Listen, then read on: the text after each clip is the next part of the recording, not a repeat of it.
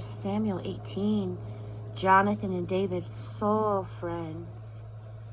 By the time David had finished reporting to Saul, Jonathan was deeply impressed with David. An immediate bond was forged between them. He became totally committed to David. From that point on, he would be David's number one advocate and friend. Saul received David into his household that day. No more return to the home of his father. Jonathan, out of his deep love for David, made a covenant with him. He formalized it with solemn gifts, his own royal robe and weapons, armor, sword, bow, and belt. Whatever Saul gave David to do, he did it, and he did it well, so well that Saul put him in charge of his military operations. Everybody, both the people in general and Saul's servants, approved of and admired David's leadership. David, the name on everyone's lips. As they returned home after David had killed the Philistine, the women poured out all of the villages of Israel, singing and dancing, welcoming King Saul with tambourines, festive songs and lutes. In playful frolic, the women sang, "Saul kills by the 1,000, David by the 10,000. This made Saul angry, very angry. He took it as a personal insult. He said, "They credit David with, quote, 10,000s and me with only thousands. Before you know it, they'll be giving him the kingdom." From that moment on, Saul kept his eye on David. The next day, an ugly mood was sent by God to afflict Saul, who became quite beside himself, raving. David played his harp as he usually did at such times. Saul had a spear in his hand.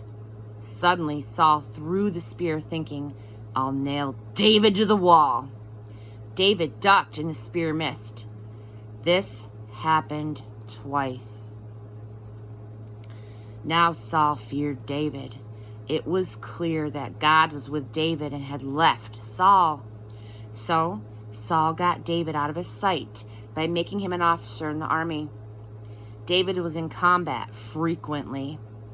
Everything that David did turned out well. Yes, God was with him.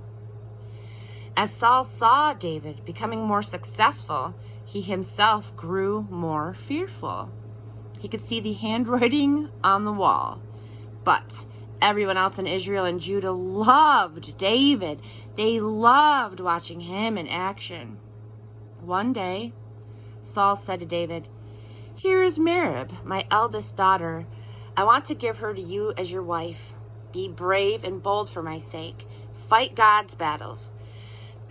But all the time, Saul was thinking, "The Philistines will kill him for me. I won't have to lift a hand against him." David, embarrassed, answered, "Do you really mean that? I'm from a family of nobodies. I cannot be the son-in-law to the king." The wedding day was set, but as the time neared for Merab and David to be married, Saul reneged and married his daughter off to Adriel the Maholathite. Meanwhile, Saul's daughter Michal was in love with David. When Saul was told of this, he rubbed his hands in anticipation. Good, a second chance. I'll use Michal as bait to get David out where the Philistines will make short work of him. And so again, he said to David, "You're going to be my son-in-law." Saul ordered his servants, "Get David off by himself and tell him, 'The king is very taken with you and everyone at court loves you. Go ahead, become the king's son-in-law." The servants told all this to David, but David held back. "What are you thinking of? I can't do that. I'm a nobody. I have nothing to offer." When the servants reported David's response to Saul, he told them to tell David this: "The king isn't expecting any money from you, only this. Go kill 100 Philistines and bring evidence of your vengeance on the king's behalf. Avenge the king on his enemies." Saul expected David to be killed in action. On receiving this message, David was pleased. There was something that he could do for the king that would qualify him to be his son-in-law. He lost no time, but he went right out. He and his men killed the 100 Philistines, brought their evidence. They brought their evidence back in a sack and counted it out before the king. Mission completed. Saul gave Michal, his daughter, to David in marriage. As Saul more and more realized that God was with David and how much his own daughter Michal loved him, his fear of David increased and then settled into hate. Saul hated David.